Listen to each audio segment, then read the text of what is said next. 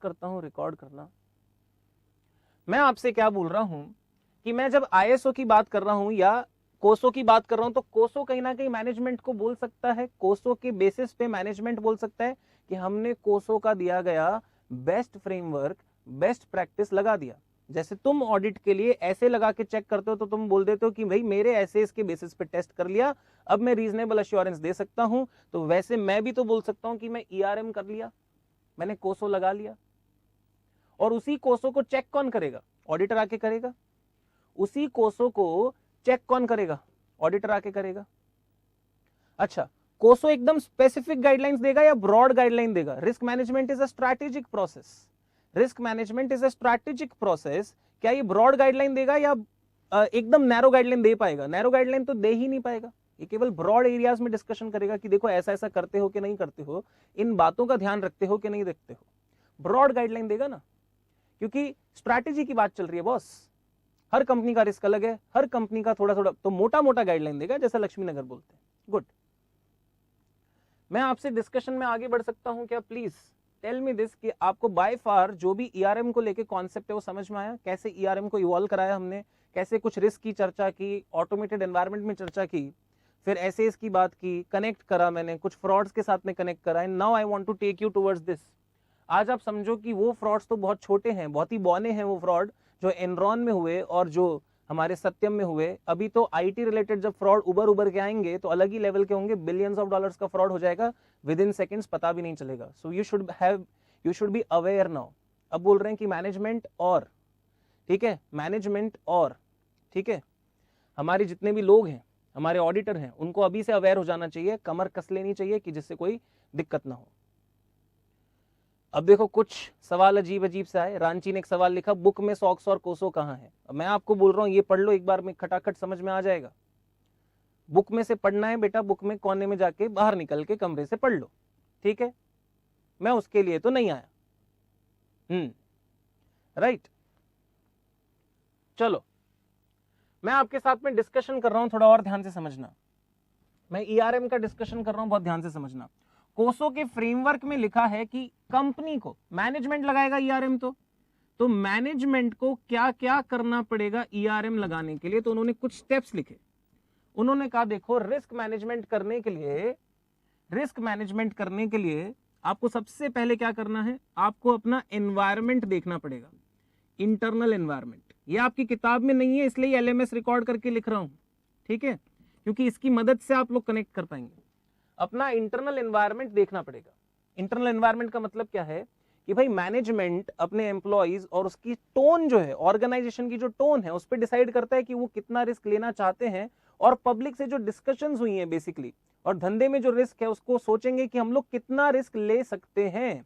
अपना internal environment समझेंगे कि हम लोग कैसा काम करते हैं, हम लोग कैसा इंटरनल कंट्रोल मैनेज करेंगे। वो सारी चीजों को समझ के अपना एक रिस्क एपेटाइट फॉर्म करेंगे, मतलब कितना रिस्क हम लेना चाहते हैं अपने धंधे में, उस रिस्क को डिसाइड करेंगे। यस, बोलो बात समझ में आ रही है यहां तक की?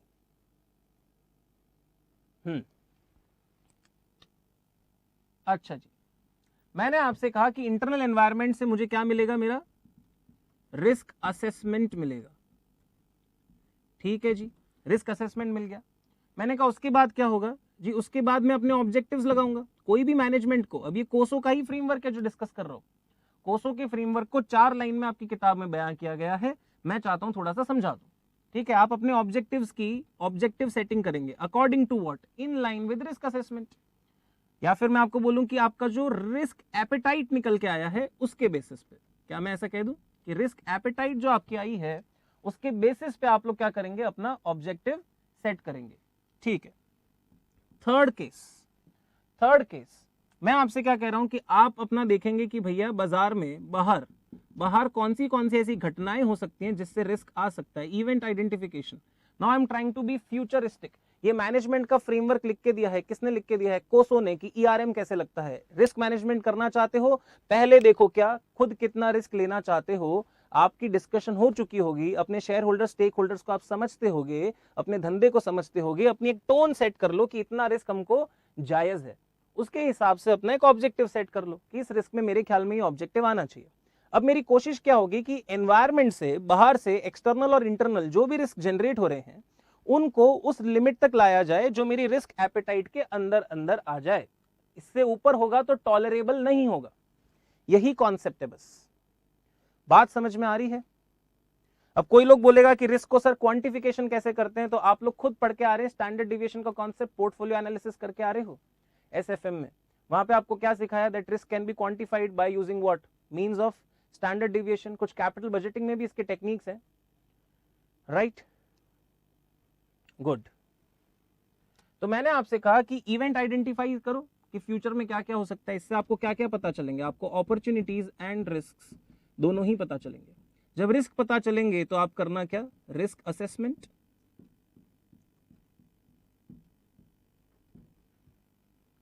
फिर क्या करना?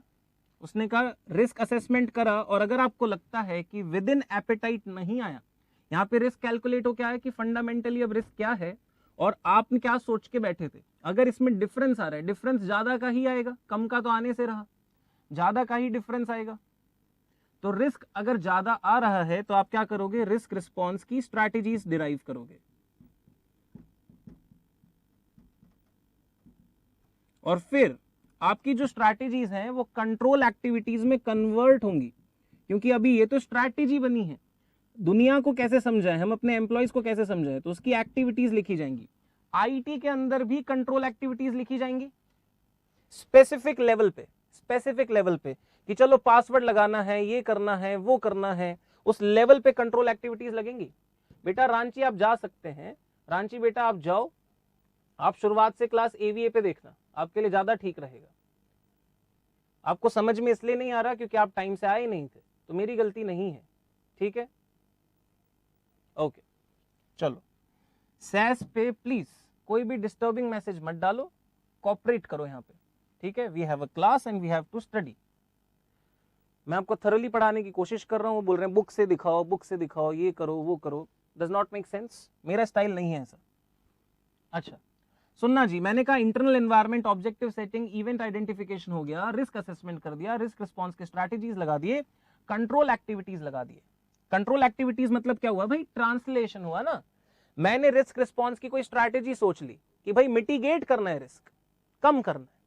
अब ये जो स्ट्रैटेजी सोची है, क्या इसको मुझे समझाने के लिए कंट्रोल एक्टिविटीज का एक फ्रेमवर्क देना पड़ेगा कि भैया ये टाइप के कंट्रोल्स लगाओ, 1 2 3 and go ahead with it, right?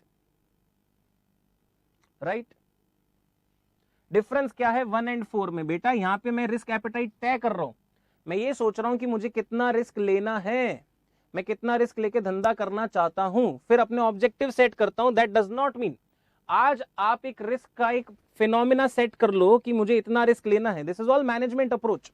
मैं कह रहा हूं एक रिस्क का फिनोमिना सेट कर लिया कि इतना रिस्क ले सकता हूं। डज दैट मीन कि कंट्रोल, जब भी आप रिस्क लेंगे तो उतना ही रिस्क होगा। तो जब आप एक्चुअल में जब काम कर रहे होंगे और जब रिस्क निकलेगा तो कुछ डिफरेंशियल आएगा उसमें। Please give one practical example of control activity. बेटा कंट्रोल एक्टिविटी का one practical example is OTP. आप लोग जो इंटरनल कंट्रोल लगाते हो, it is all part of control activity.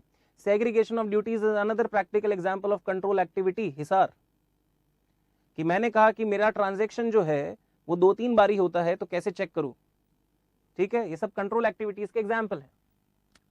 आपको भी पता है मैनेजमेंट कंट्रोल लगाता है, ऑडिटर इवैल्यूएट करता है। मैंने आपसे कहा कि अच्छा उसके बाद क्या? उसके बाद वो लिख करके, प्रोसेस में लिख करके अपना इंफॉर्मेशन एंड कम्युनिकेशन करेंगे, बताएंगे भैया कि क्या क्या आपको करना है। ये तो स्ट्रैटेजिक मैनेजर्स कर रहे हैं, तो यहाँ पे जाकर के वो लोग बताएंगे एक्टिविटीज बना करके कि किसने क्या करना है, और लास्ट में क्या करेंगे? मॉनिटर। ये है भैया कोसो का फ्रेमवर्क, जो बोलता है इस तरह से आपने रिस्क मैनेजमेंट को कैरी आउट करना है, इस तरह से आपने रिस्क मैनेजमेंट को कैरी आउट करना है। क्या मैं ऐसा बोलता हूं कि क्या मैनेजमेंट बोल दे सिरसा पूछ रहा है रिस्क रिस्पॉन्सिव टेक्निक में मिटिगेशन ऑफ रिस्क के बिसाइड कौन सा रिस्पॉन्स हो सकता है? बेटा एक्सेप्टेंस भी हो सकता है। One of the response is also acceptance due to cost benefit analysis. मुझे लग रहा है कि अगर इसको कम करेंगे, रिस्क को अगर मिटिगेट करेंगे, रिड्यूस करेंगे, तो it will not make sense, better to accept it, क्योंकि हो सकता है cost of lock might be more than the value of the asset. ठीक है, ये भी हो सकता है। तो हम टॉलरेट कर सकते हैं, यानी एक्सेप्ट कर सकते हैं, हम लोग मिटिगेट कर सकते हैं, हम लोग कोई ऑल्टरनेटिव एक्शन ले सकते हैं कि ये एक्टिविटी क्यों ना इस जगह पे ना करके इधर कर लेते हैं, हम लोकेशन चेंज कर लेते हैं, चीजें चेंज कर लेते हैं, एनवायरमेंट चेंज कर लेते हैं। So these are also risk response strategies. IT risk के लिए भी यही फ्रेमवर्क को टॉप क्लास माना गया है। ठीक है, ये कोसो फ्रेमवर्क पे ही डिस्कशन हो रहा है कि मैनेजमेंट को क्या करना है। अब आप मुझे बताओ, जब मैनेजमेंट कर लेगा तो क्या दुनिया यूं ही मान लेगी या ऑडिटर को ये आके क्रॉस चेक करके बोलना पड़ेगा कि हाँ इन्होंने ठीक किया है? आपकी जिम्मेदारी तो अब आ रही है, ध्यान से सुनना। You are an auditor, you are an auditor. Management जो है अपना सब कुछ लगा चुका है, अपना सब कुछ लगा चुका है, तो क्या मैं बोल दूं कि ऑडिटर तो ऑलरेडी जिस एनवायरनमेंट में एंटर करा है चेक करने के लिए, क्या कंट्रोल लग चुके हैं मैनेजमेंट के द्वारा? यस। क्या कंट्रोल लग चुके हैं मैनेजमेंट के द्वारा? यस। तो उसकी जो टोन है इंटरनल एनवायरनमेंट से नहीं, ऑडिटर तो बोलेगा मैं तो कंट्रोल एनवायरनमेंट चेक कर रहा हूं कि बेसिक लेवल पे आपका पॉलिसी इंप्लीमेंटेशन कैसा है, काम किस तरह से चल रहा है, आप लोग ठीक कर रहे हैं कि नहीं कर रहे हैं। मैं आपसे क्या कह रहा हूं, मैं वापस रिपीट करूंगा, ठीक है बेटा Jalandhar, okay, just concentrate. Okay, तो मैंने कहा कंट्रोल एनवायरनमेंट मेरा काम हो गया चेक करने का। मैं तो बोल रहा हूं कि कंट्रोल लग चुका, तो ऑडिटर जिस एनवायरनमेंट में आ रहा है क्या वो कंट्रोल एनवायरनमेंट हो गया कि नहीं हो गया? यस। आई होप यहां तक की बात समझ में आई, यहां तक की बात समझ में आई। मैंने आपसे कहा कि मैनेजमेंट भैया लगाएगा क्या? आपने कहा मैनेजमेंट सर ईआरएम का प्रोसेस लगाएगा, वो लोगों को रिस्क कम करना है। मैंने कहा कैसे रिस्क कम करता है? सबसे पहले अपने इंटरनल एनवायरनमेंट को समझेगा कि हम लोग कितना रिस्क ले सकते हैं, उसके बाद देखेगा कि अपने ऑब्जेक्टिव्स क्या हैं, उसके बाद एक्चुअल रिस्क को असेस करेगा इवेंट्स को देखते हुए। जैसे ही रिस्क को असेस कर लिया, पता चल जाएगा कि एपेटाइट और असेसमेंट में गैप आ रहा है, मतलब जितना रिस्क हमें लेना था उससे ज्यादा आ रहा है या कुछ गड़बड़ आ रही है, तो उसके बाद कुछ कंट्रोल एक्टिविटीज डिसाइड करेगा अपनी स्ट्रैटेजीज लिख करके।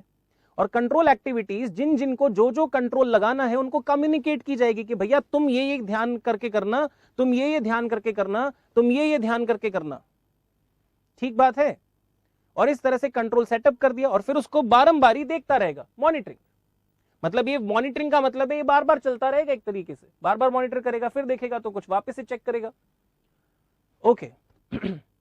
अब ऑडिटर क्या करेगा? ऑडिटर तो ये बोल रहा है कि मैं इंटरनल एनवायरनमेंट मैं थोड़ी देखूंगा, अब तो तुम कंट्रोल लगा चुके हो ना, तो व्हाट आई एम असेसिंग, मैं क्या असेस कर रहा हूं? मैं तो कंट्रोल एनवायरनमेंट असेस कर रहा हूं। मैं कहां आपका एनवायरनमेंट असेस कर रहा हूं? आप तो लगा चुके ना कंट्रोल, तो मेरे लिए इंटरनल एनवायरनमेंट है कि कंट्रोल एनवायरनमेंट है? मेरे लिए तो कंट्रोल एनवायरनमेंट है ना। You have already established controls in your environment. Yes, तो तुम्हारा पॉलिसी वॉलिसी सब बन चुका है, तैयार हो चुका है, रिस्क एपेटाइट तुम तय कर चुके हो, तो मैं तो वो चेक करने आया हूं, मेरा कंट्रोल एनवायरनमेंट है। गुड। मैंने कहा तो फिर इसका मतलब क्या ये सारी चीजें ऑलरेडी आ चुकी उसमें 1 2 3? हाँ। अब ऑडिटर क्या करेगा? ऑडिटर खुद का इंडिपेंडेंट रिस्क असेसमेंट भी तो करेगा कि क्या मैनेजमेंट ने सोचा है वही रिस्क है या रिस्क अलग है। क्या जो मैनेजमेंट ने सोचा है वही रिस्क है या रिस्क अलग है? इंडिपेंडेंट असेसमेंट करेगा कि नहीं करेगा? Independent of what was done by management. क्या मुझे करना चाहिए कि नहीं करना चाहिए? करना चाहिए कि नहीं करना चाहिए? करेगा। और फिर क्या करेगा? फिर देखेगा कि मैनेजमेंट ने जो स्पेसिफिक कंट्रोल एक्टिविटीज लगा रखा है वो सही तरीके से लगा रखा है कि नहीं लगा रखा। मैनेजमेंट ने जो कंट्रोल एक्टिविटीज अपनी सेट करी थी वो सही तरीके से करी हैं कि नहीं करी हैं। Very good.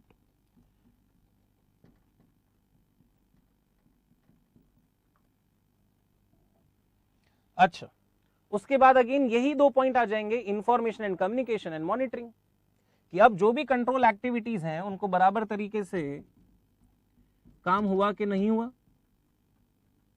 ये भी वेरीफाई करना और ये भी चेक करना कि मैनेजमेंट जो है बराबर मॉनिटरिंग कर रहा था कि नहीं कर रहा था। क्या मैनेजमेंट ने बराबर कम्युनिकेशन दी थी कि नहीं दी थी? मैनेजमेंट ने बराबर कंट्रोल एक्टिविटीज लगाई थी कि नहीं लगाई थी? और मैनेजमेंट बारंबारी मॉनिटर कर रहा था कि नहीं कर रहा था? यही तो चेक करना है। रिस्पॉन्स स्ट्रैटेजीज मुझे थोड़ी चेक करनी है, मुझे तो ये चेक करना है कि कौन सी कंट्रोल एक्टिविटीज लगाई, क्या उनको सही तरीके से कम्युनिकेट किया गया, क्या सही तरीके से इंफॉर्मेशन शेयर हुई, क्या इंफॉर्मेशन पे बराबर सिक्योरिटी है, और मेरा ये चेक करना कि क्या मैनेजमेंट बारंबार इच्छुक है, बार बार रिव्यू करता है कि नहीं करता है। This is review, monitoring is review. Jalandhar, कहां दिक्कत आ रही है अब ये बताओ तुम। जालंधर बोल रहे मेरे को नहीं समझ आया। ये आपके ऐसे 315 के अंदर डिट्टो लिखा हुआ है, मैं आपको दिखा दूंगा, आपको बातें समझ में आ जाएंगी। ऐसे 315 तो पढ़ के आए हो।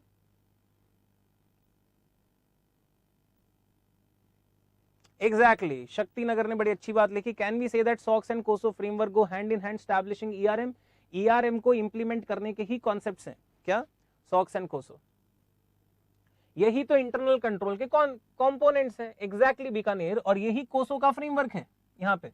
तो इसका मतलब मैं ऐसा बोल सकता हूं कि कहीं ना कहीं ये जो है, ये जो सारी चीजें हैं, ये सारी की सारी चीजें हमारी उठाई गई हैं। मतलब हमने कहीं ना कहीं अपने स्टैंडर्ड्स में टीपा टीपी करी है। बोलो हाँ या ना। स्टैंडर्ड्स में टीपा टीपी करी है। ऐसे 315 में ये क्यों आया, बिकॉज ऑफ कोसो। और कोसो तो बोलता ही रिस्क मैनेजमेंट के बारे में, और आपका ऐसे भी तो रिस्क असेसमेंट का है, रिस्क मैनेजमेंट का फ्रेमवर्क दे रहा है। तो हाँ, अब बच्चा बोला सही लक्ष्मी नगर का कि कन्वर्जेंस किया गया है। एग्जैक्टली तो आप कुछ नया नहीं पढ़ रहे, पहले तो मैं आपको यही समझाने में लगा हुआ। हमने अपना 1.5 घंटा इसी में लगाया है कि भाई कुछ नया नहीं पढ़ रहे।